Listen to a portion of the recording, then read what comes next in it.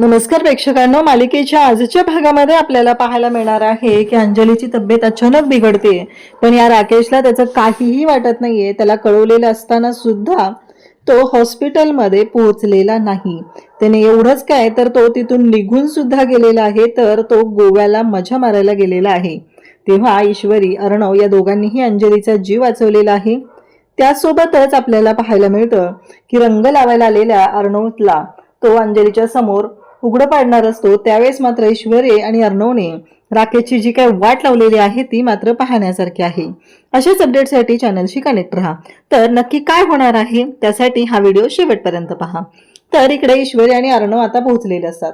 अर्णव म्हणत असतो की होईल का मी सिंदूर हे पॉसिबल. तेव्हा ईश्वरी म्हणते टेन्शन नका घेऊ, चला फिकर नॉट. ते बघितलं का, अंजली ताई तिथं आहेत. म्हणजेच अंजली आणि राकेश दोघंही रंग खेळत असतात. मग ईश्वरी तिथं असलेल्या थाळीतला रंग घेते आणि अर्णवच्या तोंडाला लावते. अर्णव म्हणत असतो की हे काय चाललंय मी सिंदूर. तेव्हा ईश्वरी म्हणते अहो बघा तरी अर्णव सर, असं म्हणत तिने अर्णवच्या तोंडाला रंग लावलेला असतो. आणि त्याच वेळी अर्णव म्हणत असतो की नक्की काय आहे डोक्यात. तेव्हा ईश्वरी म्हणते बघा आता ओळखायला नकोय की नाही, आणि असं म्हणत स्वतःच्या तोंडाला सुद्धा रंग लावते. अर्णव पाहत असतो की म्हणजे हिचं काय चाललंय, ही अशी काय करते. पण अर्णवला जे काय आहे ते छान वाटत असतं. मग स्वतः अर्णव ईश्वरीच्या तोंडाला रंग लावतो आणि दोघंही हसत असतात. मस्त मजा चाललेली असते.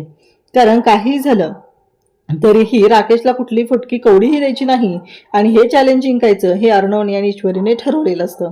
कारण त्या राकेशने 14 लाखांसाठी लुबाडलेलं आहे आणि आता त्याची मजल जास्तच वाढत चाललेली असते. त्याचबरोबर आता ईश्वरी म्हणते की चला आपण जाऊया.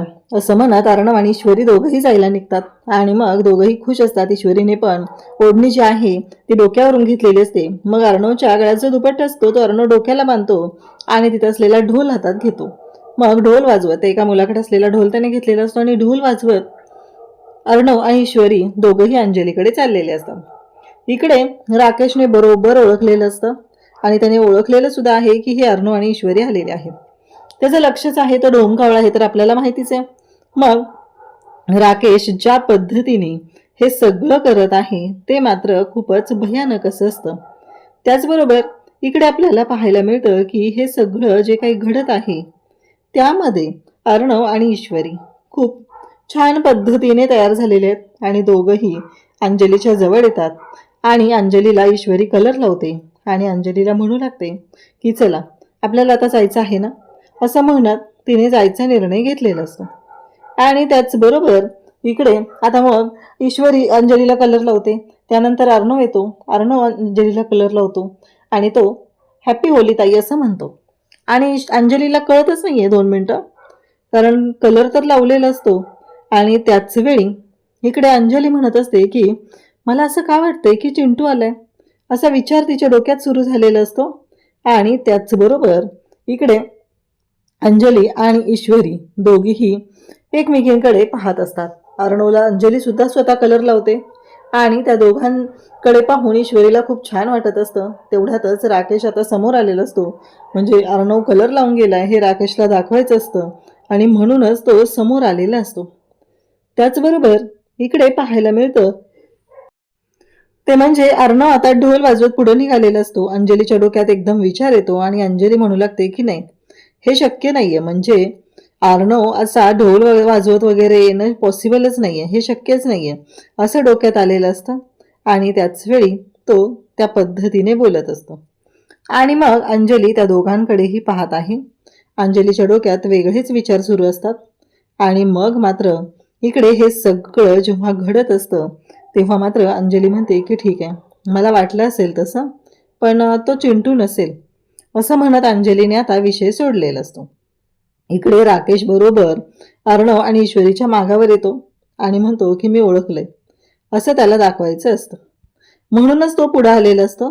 आणि त्याच वेळी इकडे राकेश अंजलीकडे पाहतो आणि ग्लासमध्ये पाणी घेऊन आलेला असतो आणि त्याचा प्लॅन असा असतो की ते जे पाणी आहे ते अर्णवच्या तोंडावरती मारायचं आणि अर्णवच्या तोंडावरचा रंग निघाला की अंजलीला कळणार की हा इथे आलेला होता.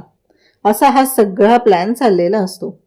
आणि त्याचबरोबर इकडे अर्णव इतर राकेशकडे पाहत असतो. गळ्यात ढोल बांधलेला आहे, तिथे शेजारीच अंजली आहे आणि ईश्वरीचं लक्ष मात्र आता अर्णव आणि त्याचबरोबर राकेशकडे असतं. आता अर्णवला कळतच नसतं की करायचं काय. तेवढ्यातच ईश्वरी तिथं भरलेली रंगाची बादली जी आहे ती उचलते आणि त्याचबरोबर ती रंगाची बादली पूर्ण राकेशच्या तोंडावरती उपडी करते आणि राकेशला इकडे दाखवून देते की ती काय करू शकते. राकेशला पूर्ण रंग भिजवलेलं असतं आणि त्याचवेळी अर्णवने राकेशला ढोलने धक्का दिलेला असतो आणि खाली पाडलेलं असतं. राकेश खाली पडलेला आहे. ते दोघं निघून गेले, अगदी दिमाखात निघून गेलेले आहेत आणि सांगितले की ताईला रंग लावलाय, चॅलेंज पूर्ण केले आम्ही. कारण तेच तर चॅलेंज घेतलेलं होतं ना आणि बरोबर ते चॅलेंज आता पूर्ण झालेलं असतं.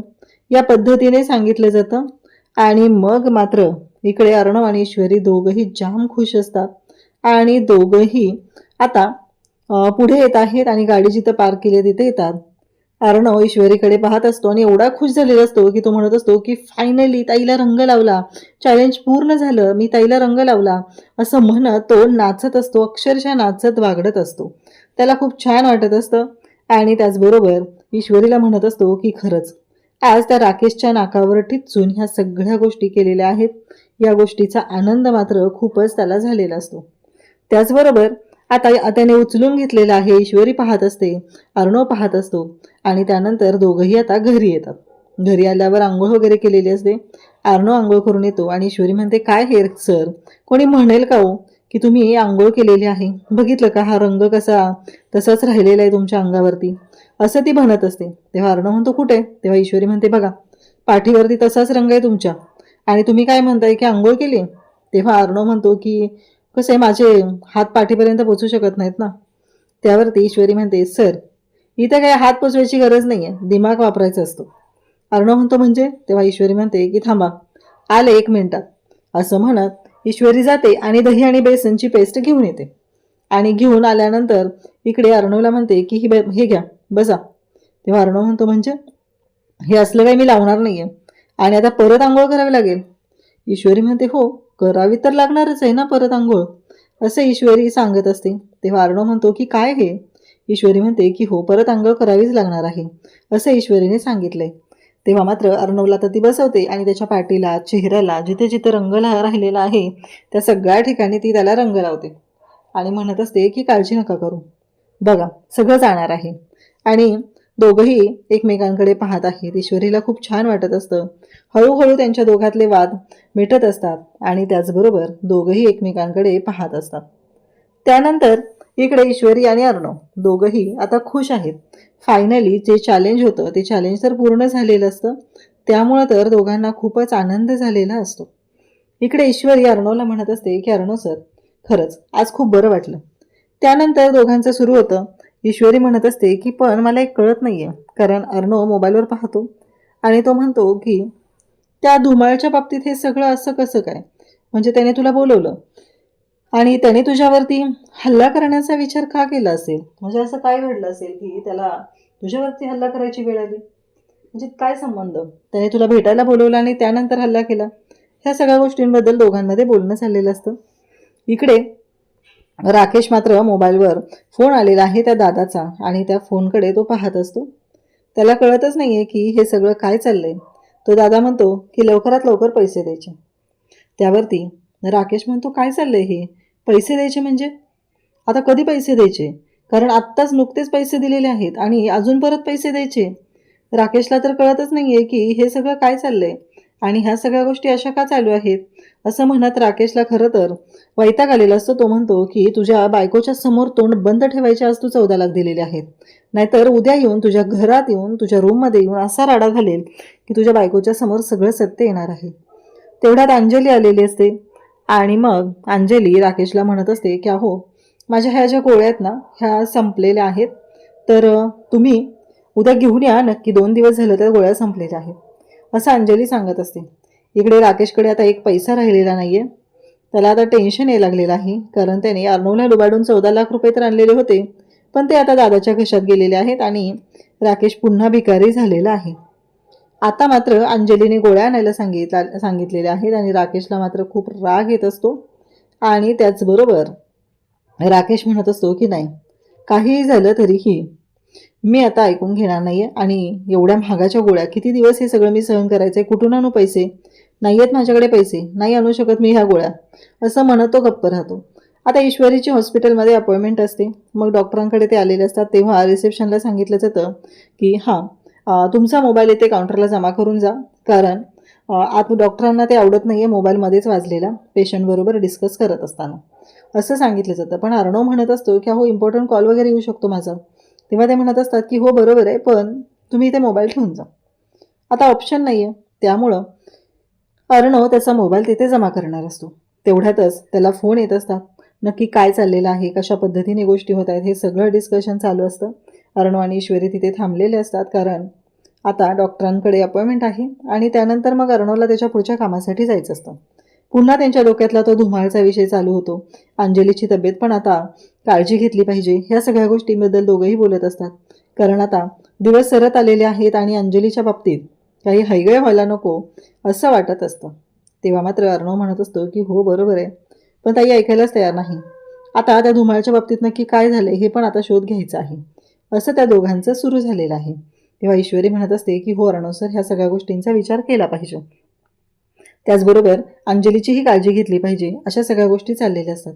अर्णव म्हणत असतो की एक मला कळलेलं नाही, पण त्याला तू भेटणार होती हे माहिती होतं, पण मला एक कळत नाही आहे की असं काय आहे गुपित की जे तुला आणि तुझ्या आईला भेटल्यानंतर त्याला प्रॉब्लेम येऊ शकतो. याबद्दल आता अर्णवच्या डोक्यात विचार सुरू झालेले असतात. नक्की अशी कोणती तरी गोष्ट आहे की ज्याच्यामुळं धुमाळला प्रॉब्लेम येतोय आणि म्हणूनच धुमाळने असा निर्णय घेतलेला आहे. हे अर्णव आणि ईश्वरी दोघंही बोलत असतात. त्याचबरोबर पाहायला मिळतं ते म्हणजेच इकडे अंजलीच्या गोळ्या संपल्या. 2 दिवस झालं तिनं गोळ्या खाल्लेल्या नाहीत आणि तिला त्रास होऊ लागलेला आहे. पण इकडे या राकेशला काहीच फरक पडत नाहीये, तो तर घराबाहेर गेलेला आहे.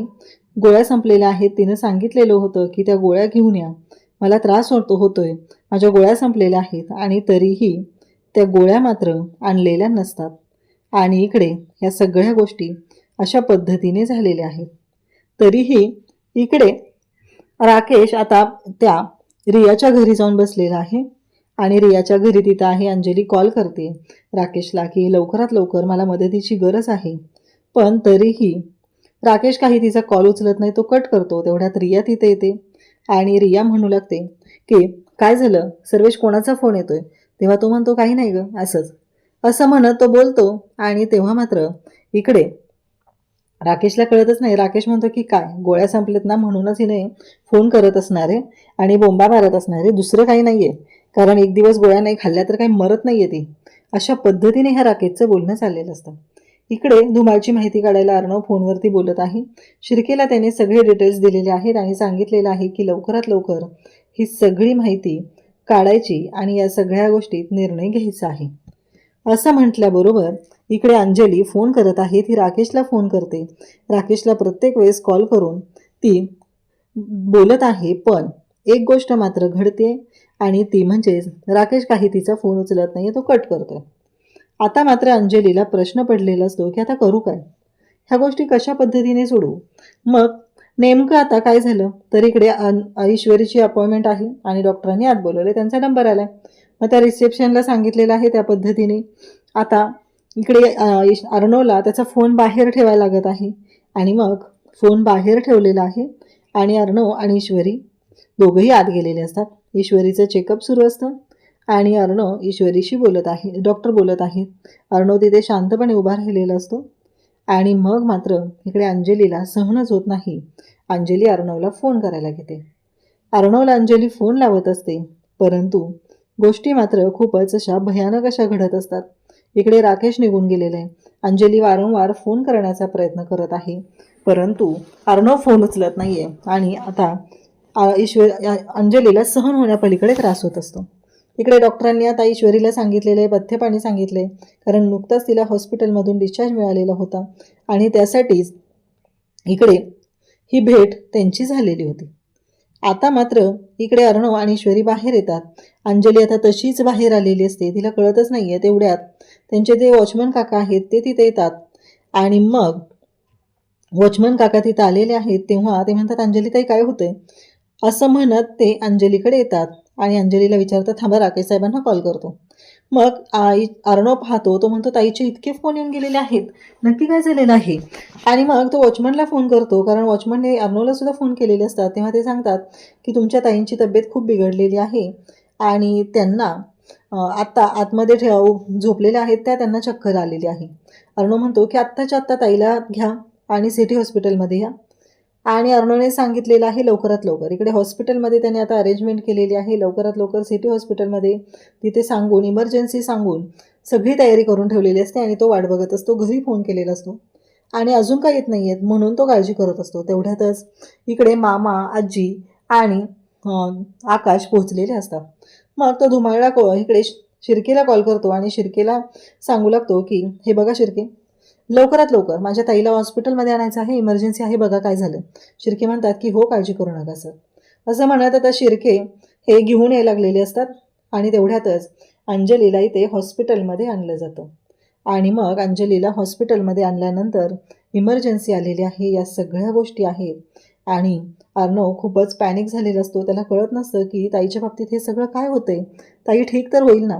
तेव्हा ईश्वरी मात्र सांगत असते की अर्णव सर, काळजी करू नका, काही होणार नाही आहे, असं ईश्वरी धीर देत आहे. तेव्हा अर्णव म्हणत असतो की ताई, मग डॉक्टरांनी तिकडे घेतलेलं आहे. इकडे राकेश आता पुन्हा फोन करतो वॉचमनला, काय झाले म्हणून विचारतो.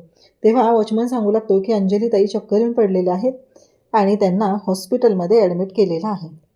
हे ऐकल्यानंतर आता मात्र राकेश म्हणत असतो की पडू दे, पडली तर मला काय त्याच्याशी, असं म्हणत राकेश आता वेगळ्याच दुनियेत चाललेला आहे. कारण त्याला कुठल्याच गोष्टीचं काहीच वाटत नाही, त्याला काही फरकही पडत नाही आहे. अशा पद्धतीने त्याचं वागणं चाललेलं असतं. इकडे तेवढ्यातच तिथे येते रिया, कारण मुद्दामच इकडे राकेशने सांगितलेलं असतं की आवाज येत नाही आहे, आवाज येत नाही आहे, अशा पद्धतीने तो म्हणत असतो आणि कॉल कट करतो. म्हणजेच वॉचमनने त्याला सांगितलेलं होतं तरीही राकेशने काही फोन घेतलेला नाही. आणि एवढंच काय तर असंही तिकडे सांगितलं आहे की आवाज येत नाही, नेटवर्क प्रॉब्लेम आहे. इकडे डॉक्टरांनी आता अर्णव आणि ईश्वरी या दोघांनाही आत बोलवलेलं असतं. तेव्हा अंजली तिथं असते. डॉक्टर ओरडत असतात, तुम्हाला कळतंय का त्यांची तब्येत किती खालावलेली आहे, तुमच्या लक्षात येत आहेत का गोष्टी, असं म्हणत डॉक्टर ओरडायला सुरुवात करत असतात. आणि इकडे अर्णव आणि ईश्वरी सगळेजण तिथं असतात. अहो पेशंट माहिती आहे का तुम्हाला, त्यांची काळजी घ्यायला कोणी नाही आहे का, ह्या दिवसांमध्ये पेशंटची काळजी घेणं किती महत्त्वाचं असतं आणि तुम्ही काय केलं हे सगळं, असं म्हणत इकडे डॉक्टर ओरडत असतात. आता अर्णव आणि ईश्वरी दोघंही काहीच नाहीत करू शकत, कारण अंजली ही त्यांच्यासोबत राहतच नाही आहे. डॉक्टर ओरडत आहेत, सगळेजण मात्र शांतपणे ऐकून घेत आहेत, कारण काही ऑप्शनच नाही आहे ऐकून घेण्याशिवाय डॉक्टरांचं. अंजली मात्र पाहत असते.